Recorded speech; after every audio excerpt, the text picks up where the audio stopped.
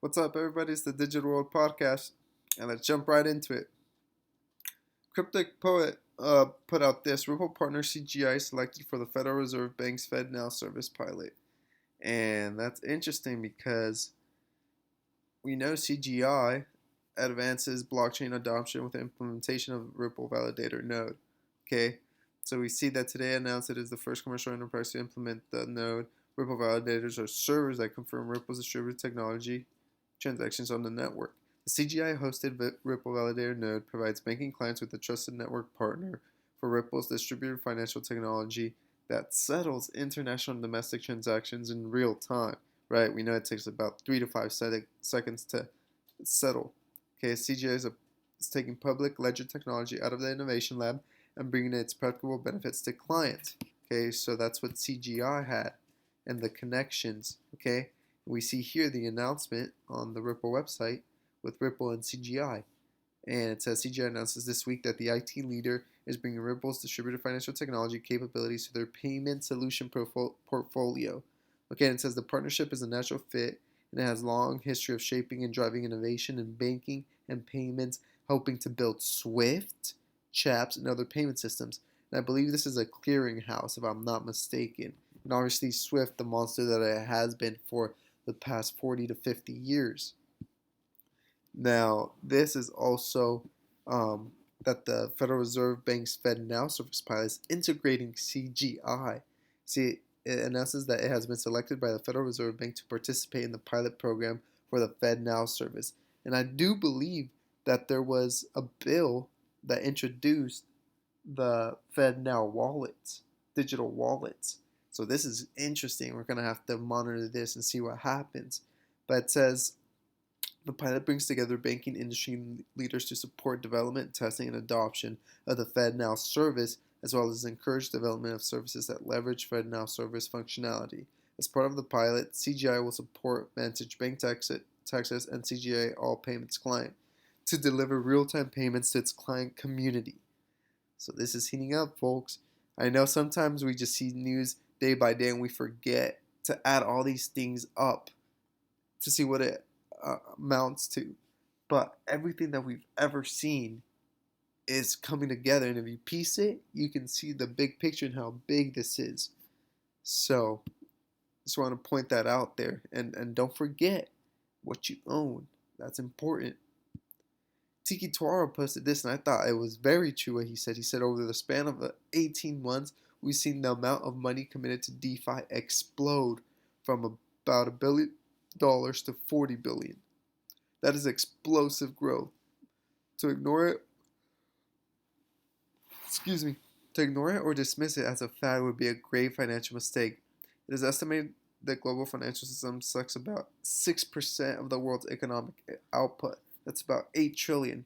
That's an $8 trillion pie up for grabs, and my bet is DeFi will end up consuming most of it. Can you imagine? $8 trillion. That's 4 times what our market cap is right now.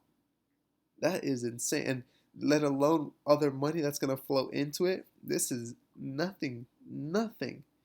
It's a simple bet on a technology that is faster, cheaper, and 100% transparent, beating out an old financial infrastructure that is slower, more expensive, and opaque. I'll take that bet all day long. Folks, and like I said, I encourage you to look into it, explore it. If you're skeptical, learn more about it. But you need to get in this space and learn more about what's actually taking place, because, I mean, this is just the beginning. And when things start ramping up, you know, Jay Biancamono, I think is his name, he says it's going to go trickle, trickle, and then flood. So there's no time to waste. Ben Rickard posted this, and I thought, these central bankers, when they say we have lots of tools at our disposal, it just makes me wonder what kind of things are they willing to do? To what extent are they willing to push their, quantitative easing and what's happening around the world? And it's worrisome because of what it means for economies around the world. It could cause a massive crash, and maybe that's what they want in order to introduce this new financial system. Listen to what Christine Lagarde has to say. Mario Draghi never got to hike rates. Could you imagine being in the same position? We shall see. Future will tell, as the song would go. I would certainly hope that the economy is going to pick up, that there will be a turnaround in the months to come, and that we will be able to resume our sort of less exceptional monetary policy going forward. But I'm not seeing any kind of raise in the near future for sure. Madame Lagarde, what are markets exactly playing at the moment? They seem to be continuing testing central banks. Like, how steep of a yield curve is it okay? They can test us as much as they want. We have a mandate, we have an aim, we're going to be riveted to that, and we're going to do what is required in order to deliver on that. And we have exceptional circumstances to deal with at the moment, and we have exceptional tools to use at the moment, and a battery of those. And we will use them as and when needed in order to, as I said, deliver on our mandate and deliver on our pledge to the economy. Mario. And so they have an aim, they have, a mission, and they're going to do whatever it takes to get there. And, who knows what that is, but we can clearly see based on what they've been doing, what they expect to accomplish. And that's up for you to, at your discretion, what you think she means by that.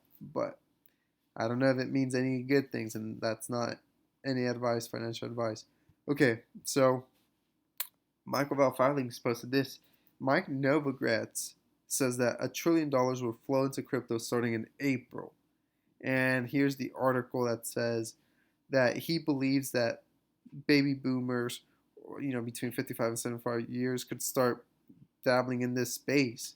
He says they might start putting in some of their money into digital assets. And here's the thing. A lot of people will say this time it's different, this bull run's different, it's not going to end. But I think with news like this, we start to see that people get sucked in and they put all their money when it's at all-time highs. And when a crash comes, they lose most of it. And I do believe with regulatory clarity on the horizon that there's going to be a big event. I'm not saying a specific event, but I just feel as if there's going to be some kind of clarity that's going to put away these assets that aren't what they say they are. And a lot of people are going to lose their money. And so you got to be wary of, all these news articles that are coming out saying this much money is going to flow in, people are buying in and stuff like that. Got to be aware of that. But I do believe that this money will come. It's just I'm wary of it because I know there's not clarity. There's still assets out there that can be controlled by the majority, 51%. So be aware. Legion posted this, and he's talking about this professor talking about Bitcoin, and look what he has to say. I'm interested, or I'm surprised to hear you say that in a way, because you're a big proponent of freedom of speech, and Bitcoin enthusiasts will use freedom to really describe Bitcoin and make the ultimate case for Bitcoin. So I'm a bit surprised that you haven't embraced it. I've never believed they had the freedom they thought they had. Let's talk about that. Well, and again, I'm not alone. The hodlers, I'm in pretty good stead with the hodlers because I don't treat them like idiots, right? So you're you're going on Max Kaiser's show. Yeah, tomorrow, right? And I share their angst. I share their goals. What I don't share is their belief that the sovereign states can't touch them. I think sovereign states, to me, the big risk is, someone got mad at this one. I said, I could see 100% correction in Bitcoin. Mm-hmm. I could see it just get wiped out. And there's all sorts of ways the sovereigns can do it, in my opinion. And no one has made a cogent argument that has told me they can't.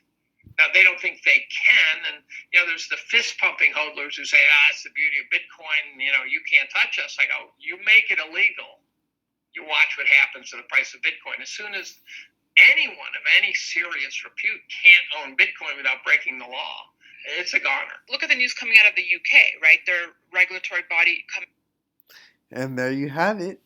I think that, what he says, there's some validity to it. As soon as these state regulators come in and put some kind of regulation on that bad boy, then it no longer is whatever price it's at. So that's why I say, know what you own and know if it brings a use case or utility. And I keep saying that, but it's to hammer down the fact that you have to have done your research and know all the possibilities that come with what you own. And to end this, Gold Telegraph posted this: the middle class is disappearing right before our eyes. So, and I tell you, if you don't want to disappear, invest in what it's going to go up in value, because it's inevitable. It's going to happen. That's not financial advice by any means. But there's the way the economy and things are shaping up to be, we're headed towards interesting times. Believe that. So, I hope this episode has brought you some value. Like and subscribe, and make sure that you're invested in things that have utility. This is the Digital World Podcast, and I'll see you in the next episode.